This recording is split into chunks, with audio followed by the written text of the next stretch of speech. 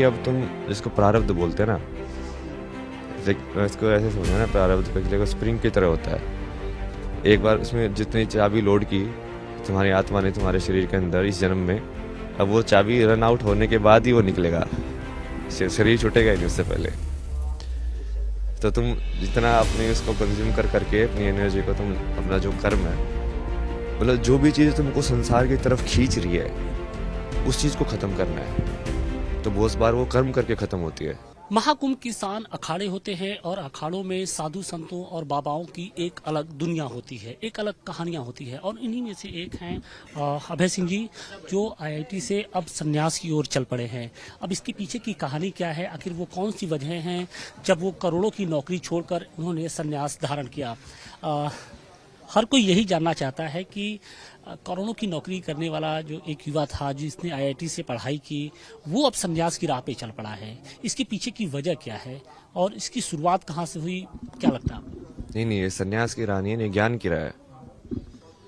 ज्ञान की राह पे चल पड़ा है। ज्ञान के लिए तप करना पड़ता है, तपस्या करनी पड़ती है। तो वो सही है, उसके लिए मतलब किसी भी ज्ञान के लिए करना पड़ता है। तुम किसी वही ऑक्सफोर्ड में बैठ के रिसर्च करोगे तो उसके लिए भी तप करना पड़ता है। एक बिजनेसमैन भी, आप भी तप करिए और है ना, अपना काम कर रहे हो तब भी तो कर रहे हो।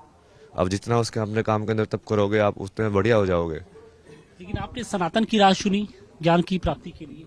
नहीं, वो वही की राह है वो यही तो समझा रहा है लोगों को कि कोई और राह ही नहीं है, वो सारी राह जाके वहीं पे मिलती है। तो उसमें ऐसा है ही नहीं कि तुमने ये राह क्यों चुना है या ऐसे क्यों चुना। जब तुम सब चीज़ों को कनेक्ट करोगे तो तुमको एक ही केंद्र बिंदु मिलेगा ना। उस केंद्र बिंदु से फिर तुम बाहर निकल रहे हो कि अच्छा इससे ये चीज़ बनी, इससे ये चीज़ बनी, इससे ये चीज़ बनी। तो उसमें अलग अलग नहीं है कि हाँ तुमको कुछ या तो धारण करना है या ऐसा करना है।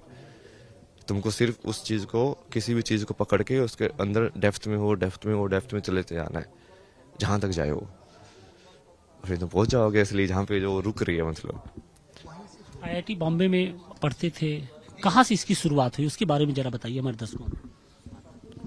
मतलब शुरुआत वैसे तो देखो तो आईआईटी बॉम्बे में भी मैंने फिलोसफी वगैरह की कोशिश लिए, फिलोसफी ऑफ लाइफ, एपिस्टेमोलॉजी, ये सब पढ़ने के लिए, क्योंकि वो मीनिंग ऑफ लाइफ समझने के लिए ना, कि लाइफ का मतलब क्या है, ताकि मैं समझूं कि मुझे करना क्या है मैं तो लोगों को यही समझ आता हूँ कि तुमको जब गेम ही समझ में नहीं आया पूरा क्या है तो तुम खेल क्या रहे हो।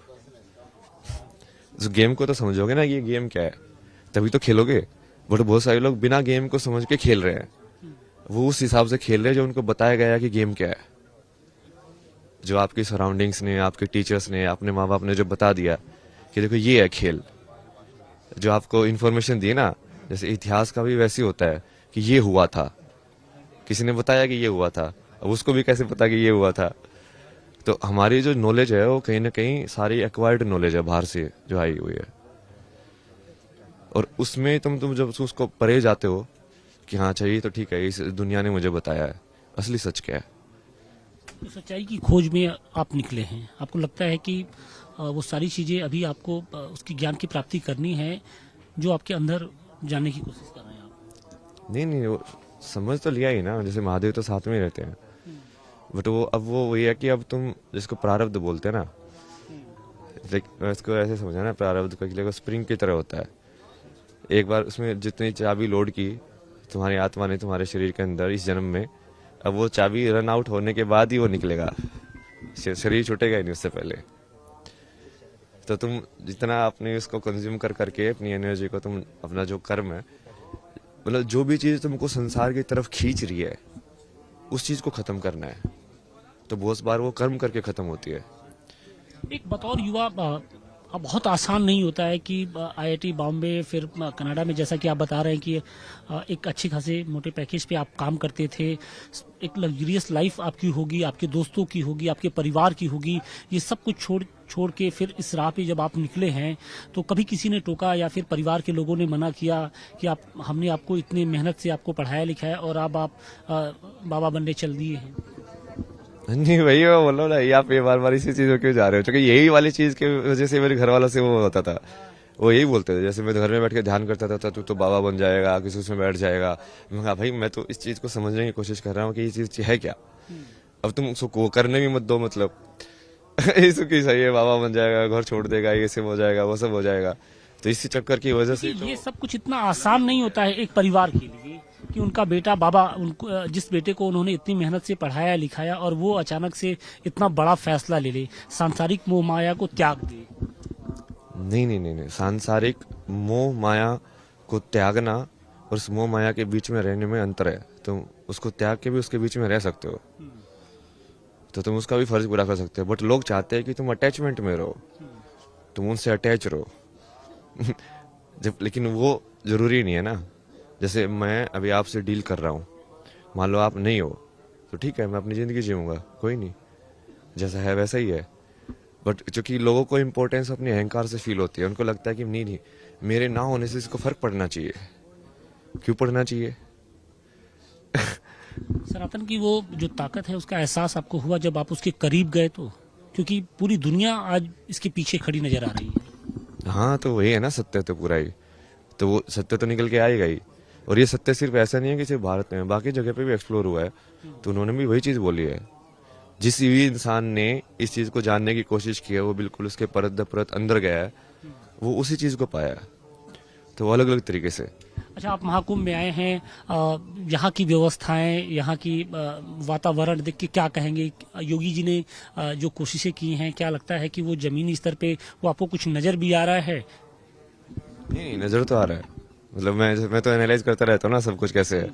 लाइक ऐप वगैरह जो बनाए हुए हैं वो कैसे स्ट्रक्चर बनाई हुई है, सेक्टर्स वगैरह में डिवाइड करके नेविगेशन सिस्टम कैसे है उसके बाद वही सिक्योरिटी सिस्टम कैसे एस्टेब्लिश किया है। क्योंकि ये जैसे आप पढ़ाई बोल रहे हो ना, तो उसमें तुम ये सब चीजें भी पढ़ते हो ना, कि सिस्टम डिजाइन कैसे करते हैं, राइट, कि प्लानिंग कैसे करोगे, तुम फ्लो की प्लानिंग कैसे करोगे, कि ट्रैफिक का। तो आपको लगता है कि नहीं बढ़िया अरेंजमेंट किए गए हैं इस बार महाकुंभ में? योगी जी ने कुछ काम किया है लगता है? नहीं, काम तो बढ़िया किया ना। अरेंजमेंट भी बढ़िया है। जैसे यहाँ पे भी पूरी फैसिलिटी है ना, सब टॉयलेट वॉयलेट का पूरा इंतजाम करके, उसका वाटर सप्लाई का भी हर एक जगह पे बढ़िया से सब कुछ किया हुआ ना। ऐसा नहीं है कि हाँ बस ठीक है साधु हो तो ऐसे ही छोड़ दो, उनका कर लेंगे टाइप से। अच्छा, जब हम महाकुंभ में घूम रहे थे तो आपकी तरफ बहुत सारे युवा हैं जो अब कहीं ना कहीं हिंदुत्व की ओर, सनातन की ओर खींचे चले आ रहे हैं। तो क्या वो एक जो युवा वर्ग है जो कहीं ना कहीं अपनी जो लाइफ है बहुत लग्जरियस जीता है, सारी चीजों में गुम सा रहता है, वो अब इसकी ओर खींचा चला रहा है? उसके पीछे की वजह क्या आपको लगता है? युग परिवर्तन हो रहा है ना अभी। काल चक्कर घूम रहा है ना, टिक चक्र घूम रहा है। टिक टिक टिक टिक। योगी जी ने उस काल चक्र को घुमा दिया है। हाँ, वो तो मतलब वो अपने आप ही होता है, वैसे तो निर्धारित है, वैसे तो सृष्टि का जो नियम है कि हाँ इस युग के बाद ये आएगा, इसके बाद ये होगा, इसके बाद ये होगा। बट वो हम तो बस माध्यम बनते हैं उसका, कि हम आके उस चीज को, उस एनर्जी को धारण करते हैं और फिर करते हैं। तो आप हरियाणा से? हरियाणा से। हरियाणा वाले तो बिल्कुल अक्खड़ टाइप में होते हैं। फिर घर गए कि नहीं कभी आप संन्यास लेने के बाद? संन्यास नहीं लिया ना मैंने। मतलब दीक्षा लेने के बाद, ये रूप धारण करने के बाद, ये रूप, मतलब आप जब उस राह पे चल पड़े तो अब आप घर जाते हैं कि नहीं? नहीं, घर तो नहीं गया। मतलब कितने सालों से? घर तो 1.5 साल के आसपास हो गया। मतलब इसी काम में, इसमें बिजी है ना, इसमें लगे हुए हैं। और वो वैसे भी घर वालों को ये चीजें मानते ही नहीं, वो सब चीजें ना भगवान ने ना मानते हैं, ना किसी और चीजें मानते हैं। और ऊपर से वो मेरे को पागल का सर्टिफिकेट देके साइकेट्रिस्ट के पास लेके जा रहे हैं, कहीं और लेके जा रहे हैं, अड़ोस पड़ोस में कह रहे हैं कि हाँ ये तो बस गया है, ये तो खराब हो गया। क्योंकि वो उनको वही है ना कि इन्फीरियरिटी वैसे होता है कि हाँ ओहो इतना IIT वाला था, ये सब तभी घर पे बैठा है, इनका बेटा तो क्या हो गया इसके साथ, ये कनाडा में छोड़ के क्यों आ गया यहाँ पे। बिल्कुल सारी जो मोह माया है उसको त्याग कर अभय सिंह राजपूत, जो हरियाणा के रहने वाले हैं, जिन्होंने IIT बॉम्बे से पढ़ाई की, कनाडा में एक अच्छी खासे पैकेज पे वो नौकरी करते थे, सब कुछ त्याग कर वो अब इस महाकुंभ में दिखाई पड़ रहे हैं और कहीं ना कहीं सनातन के रंग में रंगे नजर आ रहे हैं। प्रयागराज से टिकेश के साथ आशुतोष सिंह, टाइम्स नाउ, नव भारत।